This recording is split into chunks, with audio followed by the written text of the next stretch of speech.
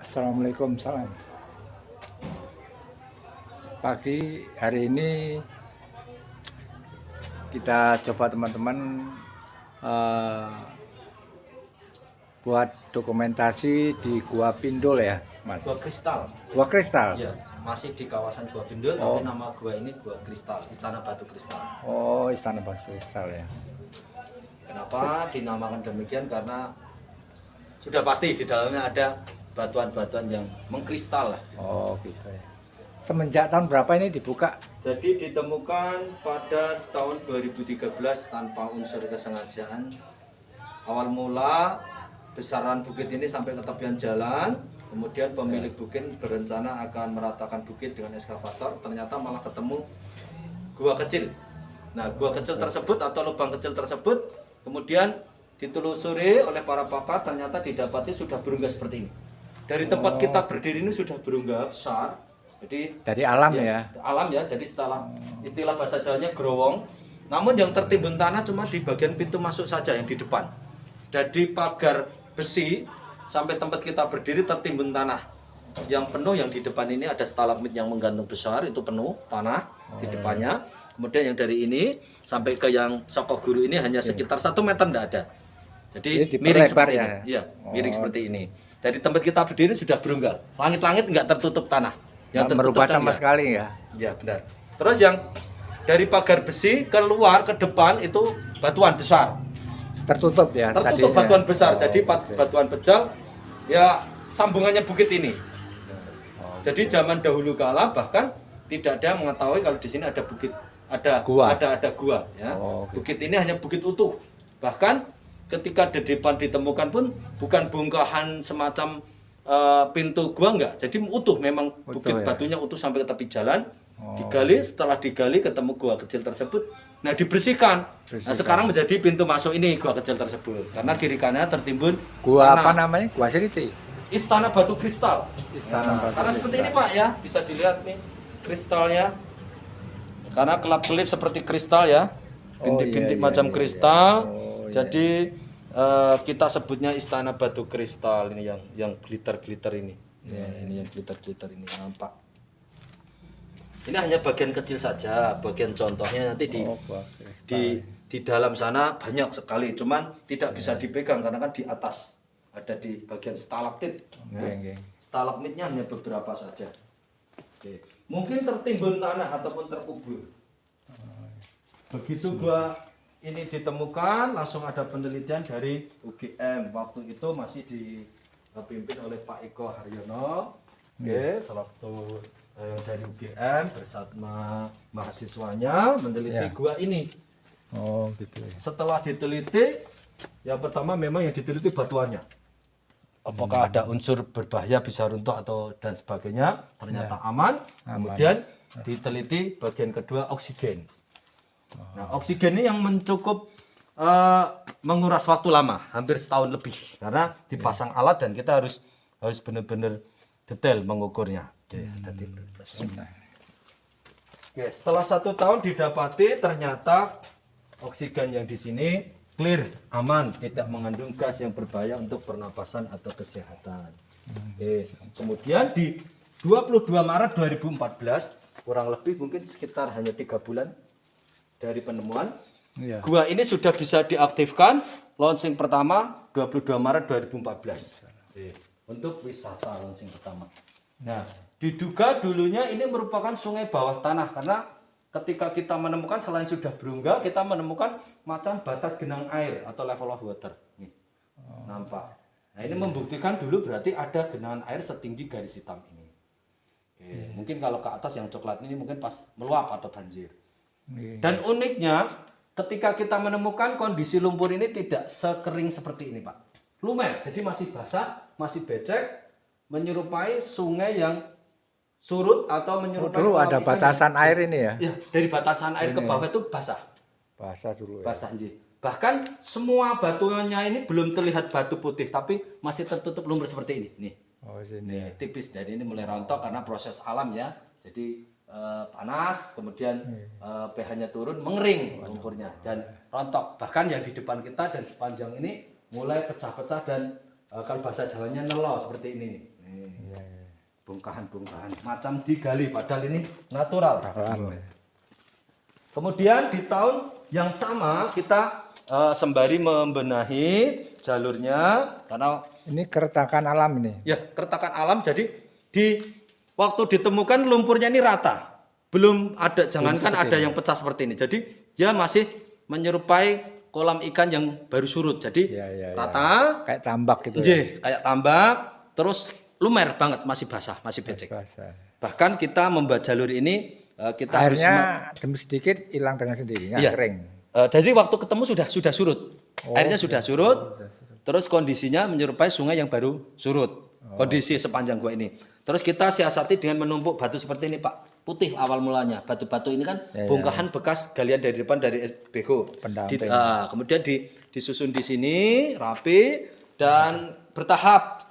Di tahun berikutnya 2016-17 baru kita bikin permainan konblok. Ini pun juga karena banyak permintaan dari request dari para pengunjung, terlebih kalau dari luar negeri, Cina, Korea itu yang nggak suka dengan becek-becek, dia pengen yang kering-kering, kemudian kita buat ini karena memang banyaknya pengunjung waktu itu dari luar negeri. Oh iya, macam kristal itu. ya. Ya ini kristalnya saya matikan terlebih dahulu biar nampak jelas. Ketika pertama launching justru nggak pakai lighting. Tahun pertama kita hanya pakai senter. Ini menggambarkan filosofi bentuk apa ya? Kalau untuk yang mengenai sejarah, Kayak cumi itu ya, apa? Oh, banyak ubur-ubur ada itu yang ya? bentuk ubur-ubur. Bahkan di Ubur-ubur. sini ada yang menyerupai kepala T-Rex nih, kepala seperti apa yang apa temannya dinosaurus nih, seperti ini. Bahkan, nah perlu diketahui Pak, ini yang kita namakan abstrak stalaktit ini ya seperti kepala naga juga ini, maaf ya, atau yang jari-jari ini, fingernya ini. Ini bukan akar ya, tapi ini merupakan abstrak stalaktit karena perkiraan dari para pakar langit-langit ini sampai di luar sana itu batunya tebalnya itu diperkirakan berkisar antara 10 sampai 15-an meter. Langit-langit sampai ke puncak sana. Nah, ini kalau ditempel ini tembus cahaya. Ataupun macam fosfor. Walaupun di Gunung Kidul kan terkenalnya dengan batu lintang, tapi ini bukan batu lintang. Ini di atasnya katanya. Kemungkinan kalau prediksi teman-teman itu mungkin kemungkinan ini kalau yang sering disebut mungkin giok putih atau jet mungkin ini ya. Karena memberi suasana dingin di ini. Iya. Ya. Kalau banyak para kolektor waktu itu ini beliau malah prediksinya ini ya tadi giok putih bukan marmer di atasnya malah. Jadi ini maksudnya kalau menurut para pakar dan para kolektor, intinya banyak kolektor, wah ini kalau dilihat dari kejauhan dari bentuknya ini menyerupai, mungkin malah justru mengarah ke giok putih. Iya. Ini kristalnya nampak. Iya, kristal. Ketika kita menemukan juga sekali lagi ini lumpurnya seperti ini, tebal dan dinding Iya. tidak terlihat putih sama. Pembatu jadinya ya, lumpurnya. Kemudian lumpurnya mulai mengering, rontok seperti ini Pak, dan mulai muncul gema, sedikit gema. Tadinya sama sekali kedap di sini, tidak bergema. Sekarang ada muncul sedikit. Dan dengan adanya ini kita membiarkan secara natural yang ini, yang lumpur-lumpur ini. Jadi kita memang sengaja tidak bersihkan. Kita biarkan natural. Karena kalau kita bersihkan, nanti efek yang kurang bagusnya di gema. Jadi timbul suara memantul, nanti penjelasan kita kurang begitu bisa didengar oleh pengunjung. Kurang jelas. Berulang-ulang ya. Nah, di sini ketika kita menemukan keberadaan lumpur ini belum pecah sama sekali. Masih lumpurnya becek seperti Pak Auto itu. Ini seperti ini. Seperti ini. Masih Dan ya. dan ini 1 2 3 ada 4 5 ini stalagmit yang tembus cahaya ini belum kita jumpai waktu itu masih lumpur seperti ini. Ini tembus cahaya. Tembus cahaya, Pak. Nah, kalau ini mungkin masih ada kayak serat-serat garis-garis, kalau yang ini sama sekali sudah enggak ada. Nih, yang ini seperti ini di atasnya ini. Oke. Ketika itu masih lumpur seperti ini, kemudian kan dia ketetesan stalaktit yang di atasnya ini ada helaktit seperti duri-duri. Ketetesan terus kan otomatis lumpurnya lumer seperti ini nih. Nah, kemudian kan dia terkelupas dengan sendirinya. Muncul 1 2 3 ini. 1 2 3 ini murni. Kalau yang 1 ini 2 ini murni benar-benar tetesan alam. Ini ketika itu karena penasaran kita, kalau kita kupas apa di dalamnya juga transparan. Kita sedikit mengupas tapi malah nggak bisa bersih seperti ini. Nih. Masih ada bercaknya. Padahal kita cuci, kita apa juga nggak bisa bersih seperti yang ini. Justru tetesan alam ini mah bersih. Oke, tembus cahaya. Ini masih netes airnya dah. Masih Pak, masih netes. Kalau di luar sana ini masih basah, ini masih netes. Nih, ini bahkan ada genangan aktif airnya. ya. Padahal bisa diketahui di luar sana di atas tidak ada sungai, tidak ada mata air. Jadi hanya pohon-pohon. Oh gitu ya. Ya, terus di luar sana ada prasasti bersejarah. Jadi dusun ini merupakan jalurnya perang gerilya Jenderal Sudirman. Kemudian di atas itu dibuatlah Tugu Prasasti.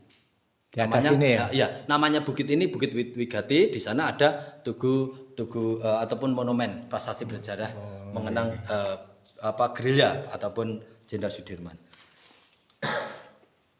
Oke, untuk yang ruangan di sini memang kita sengaja tidak kasih lampu sama sekali.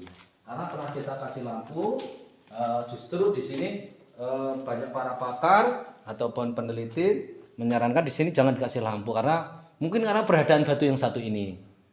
Oke, setelah diteliti dengan yang di depan ini lebih beda katanya. Jadi lebih bisa dibilang lebih clear gitu. Nah, ini yang ini. Bahkan banyak yang prediksi kemungkinan paling tidak paling ini 10 yang depan 10 tahunan ini mungkin bisa 20-an tahun begitu. Menurut prediksi dari para pakar. Nah, untuk sampai saat ini penelitian tidak secara fisik atau disentuh tidak. Jadi ada patahan. Kita memang waktu ketemu itu ada patahan dan patahan tersebut yang diteliti. Yang patahan ini kristal ini. Enggak, yang di depan. Kali ini enggak ada patahan di sini. Waktu ditemukan kita enggak temukan patahan. Jadi enggak ada goresan. Di sebelahnya Pak ada hilaktit menyerupai mahkota seperti ini. Cakep banget nih. Apa itu? Yang ini hilaktit ini namanya. Oke. Yang tumbuh menyamping seperti duri-duri, seperti sungut-sungut nih. Nih, semua ini kan banyak nih. Oh ya. Ya, kan dia banyak kan tumbuhnya menyamping, apa ke bawah kok dia menyamping namanya hilaktit seperti ini, seperti duri-duri. Oke, ada gorden makro juga nih, ya menyerupai selendang. Oh iya. Oke, jadi misalnya ini berlubang atau ada jendela itu gua Pindul cuma di depan kita ini. Jadi kita berada di bukit depannya Gua Pindul. Depan pintu keluar maksudnya. Ada jalan tembus ya. Iya. Nah, diprediksi itu yang di depan Gua Pindul kan ada gua lagi. Prediksi sampai tembusnya ke sini. Nah, ini memang nampak seperti buntu. Habis sampai ini. Ini bukan buntu, cuman belum diteliti Pak. Jadi sementara sampai di sini penelitian. Oh, gitu. Nah, ini ada lorong ke atas itu, ini ada tanjakan sekitar kurang lebih 3 meter, hampir 3 meter. Itu baru ada lorong kurang lebih separuhnya ini. Nah, dari lorong tersebut kalau kita intip ke dalamnya luas, lebar. Nah, sampai di mana tak ada yang tahu. Oke, ini bukan belok kiri. Nah, karena ini dindingnya terlalu pendek, jadi dari tempat kita pun nggak terlihat. Iya. Mau lihat sana itu harusnya sampai di ujung sana. Nah, mengingat ini yang dari tumpukan batu tersebut sampai batas kunjung sampai di sini beceknya seperti ini.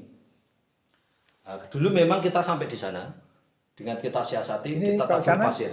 Oh. Becek ya sekarang becek ini tadi ditaburi seperti ini Pak nih kan taburi pasir kan bisa lewat ke sana. Cuman karena makin tahun kayaknya boros lah kalau di pasir terus. Jadi hampir setiap tahun tuh satu bak cuman buat nguruk ini.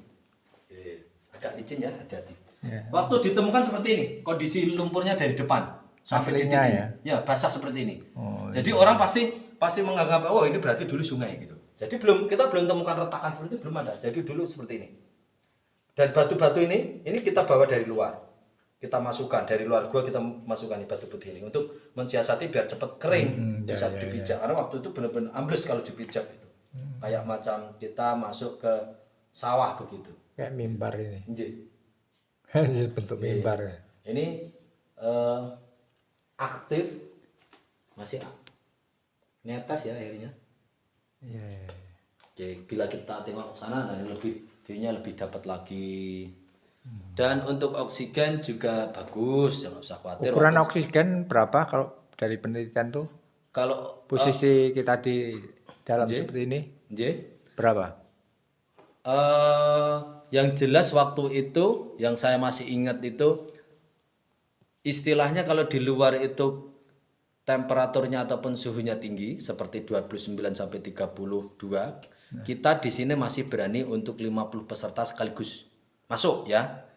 Nah, sekaligus satu rombongan misalnya 50 orang.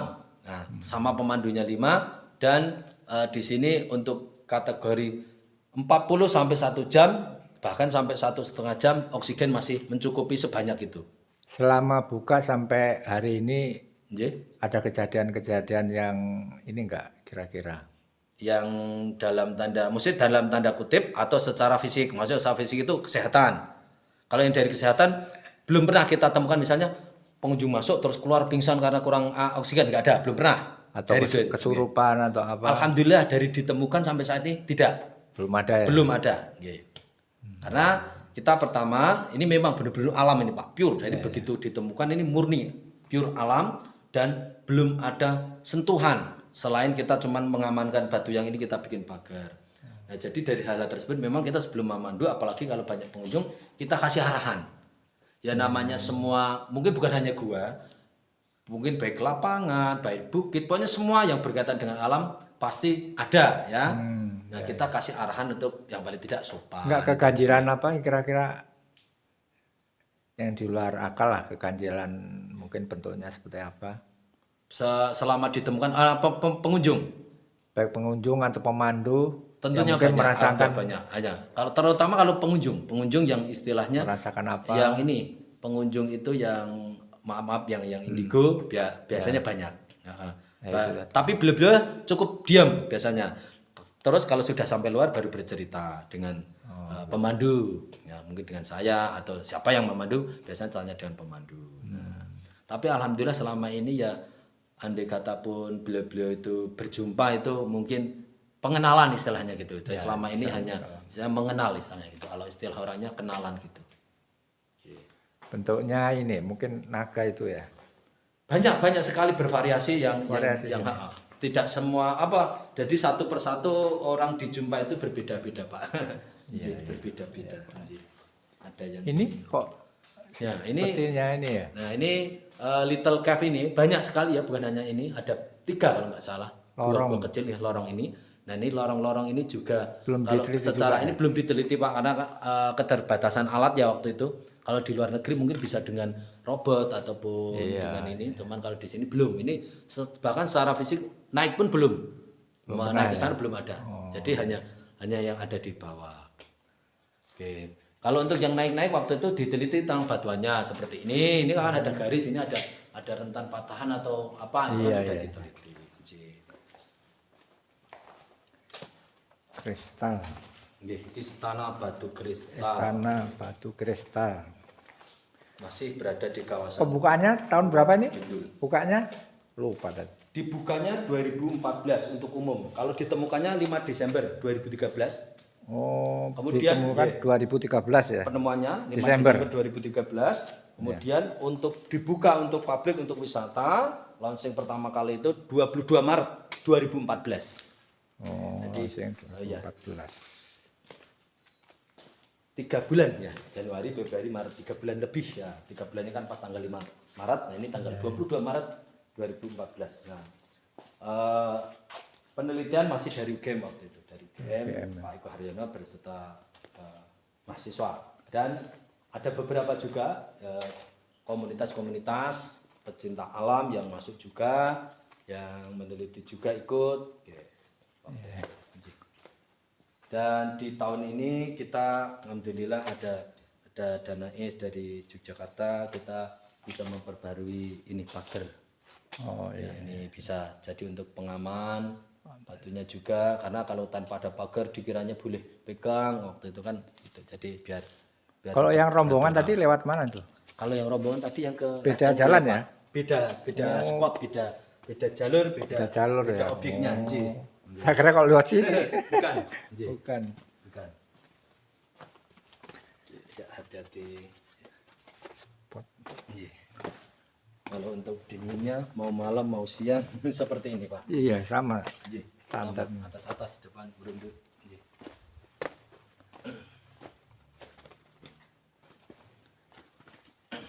Kristal.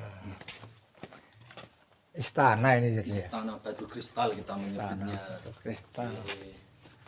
Bahkan di sini juga ornamen-ornamennya nggak kalah bagus di sini nih. Alam masih.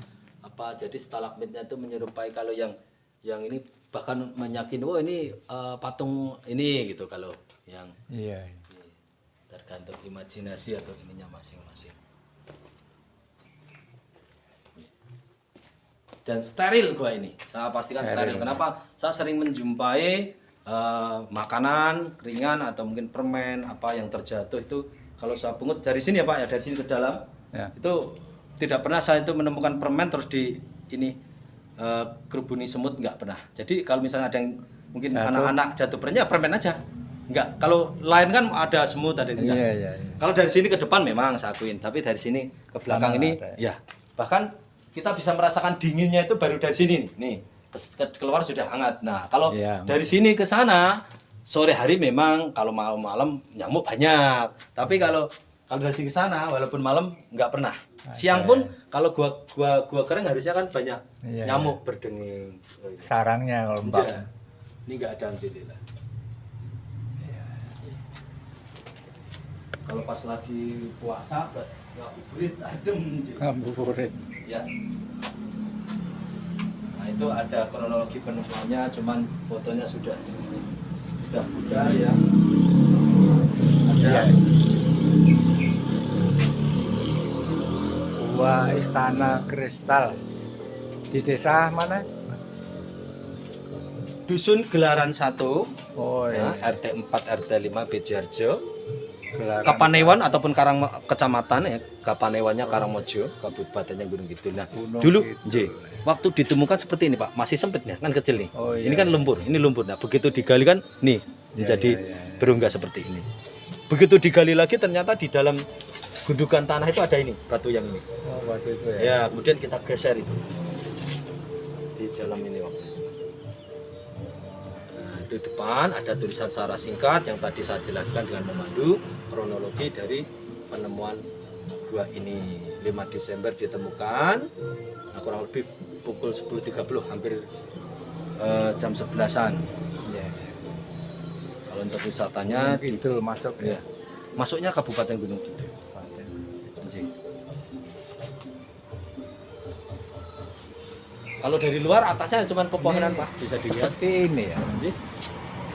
Kalau saya mengibaratkan kayak bentuk kerongkongan manusia ini. Yang mana? Ini. Banyak Kan yang ada ini. tekannya, Ya. ya. Iya. Itu masuk. Berarti di sini kepalanya sini. Kemungkinan. Kemungkinan ini kan ada ini. Mulutnya lah, Iya. mulut guanya kan ini. Iya. Kan menggambarkan ini. Mungkin kalau pas ketemunya agak depan, mungkin agak lebih cantik lagi. Atau ketemu pas di sini. Ini ada ini ya yang mungkin Heeh. mengganggu pandangan ini mestinya. Soalnya kalau Biasanya tanpa ini agak-agak dijauhkan jadi supaya gini, kenapa dipasang ini karena waktu itu kan ketemu batu akik. Apa ketemu ini pas lagi zamannya batu akik. ya. Jadi kalau nggak ada Oh, ini, iya. ini kan udah rusak Pak.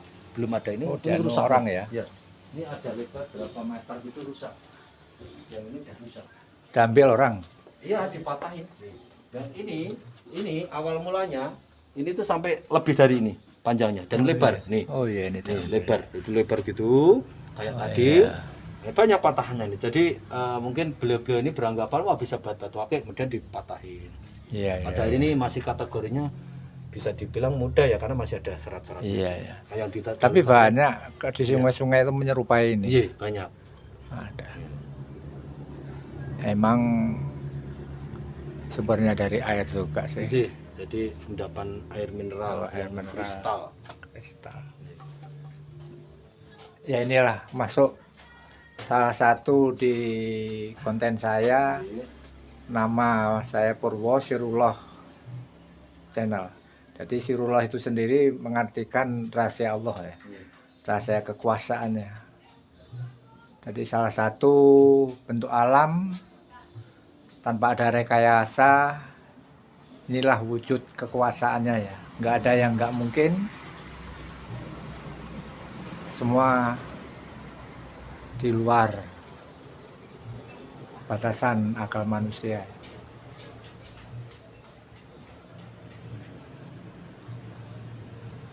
Dengan Mas siapa Bapak? Tanto.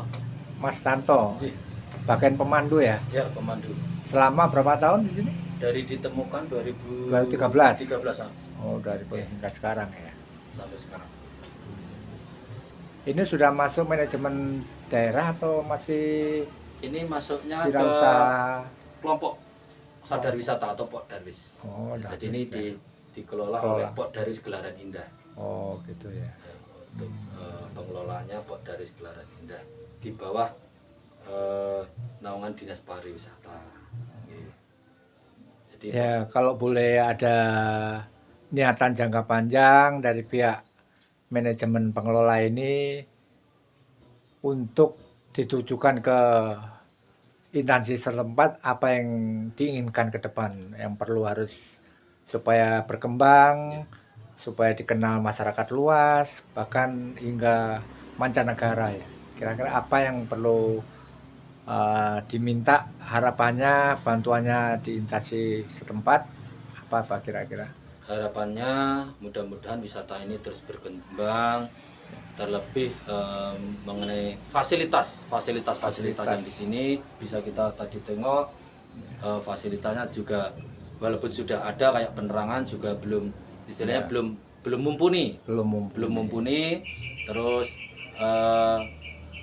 mohon nantinya untuk tetap ada pengawasan, terlebih seperti dari para ahli, para pakar untuk meneliti gua ini secara berkesinambungan. Jadi harapan saya paling tidak setahun sekali ada penelitian tentang batuannya, terus oksigennya bagaimana berubah atau tidak, terus batuannya itu dinding-dindingnya masih kokoh ataupun ada unsur bisa rentan jatuh atau tidak. Ini memang selama corona libur tidak ada penelitian juga, bahkan pengunjung juga tidak ada. Terus harapan ke depan untuk pemerintah yang jelas minta dukungannya baik secara finansial ataupun mungkin secara periklanan biar lebih dikenal masyarakat luas hingga mancanegara ya. Bahkan mancanegara. Karena gua ini memang berada di kawasan Gua Pindul, masih berada Gunung di Kidul ya. Gunung Kidul. Mudah-mudahan kedepannya menjadi Wisata. menambah wisata sehingga wisata di Gunung Kidul terutama di Gua Pindul ini makin Lebih maju dan dikenal berkembang, orang, lebih dikenal masyarakat luas. Tapi di sisi lain diupayakan ya, mohon disampaikan nanti di pemerintah setempat atau daerah, hal kesejahteraan petugas itu sendiri kan perlu harus dipikirkan ya. Benar itu. Jadi mohon bapak-bapak dari pemerintah daerah ada kepedulian untuk dimasukkan sedikit untuk hal kesejahteraan masyarakat, terutama pegawai atau pemandu wisata yang ada di Gua Istana Kristal, tepatnya di Gunung Kidul ya, di desa Bejiarjo, masih kawasan Gua Pindul.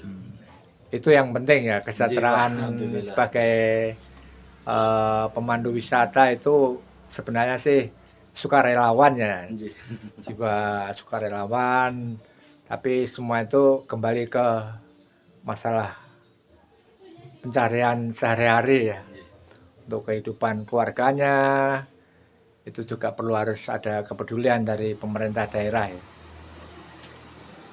Sebagai lambang jasa ikut memperkenalkan alam di sekitar Gunung Kidul ini ya. Saya kira mohon dari Bapak pimpinan daerah kepeduliannya untuk memikirkan terutama kesejahteraan sebagai pemandu wisata di Gua Kristal, Gua Istana Kristal ya Mas. Saya kira itu, mohon kepeduliannya. Saya akhiri video saya, mohon bantuannya juga, jangan lupa di subscribe, komentarnya yang sifatnya positif ya teman-teman. Dan ini mohon juga kedepannya supaya lebih bermanfaat untuk masyarakat luas. Terima kasih. Assalamualaikum warahmatullahi wabarakatuh.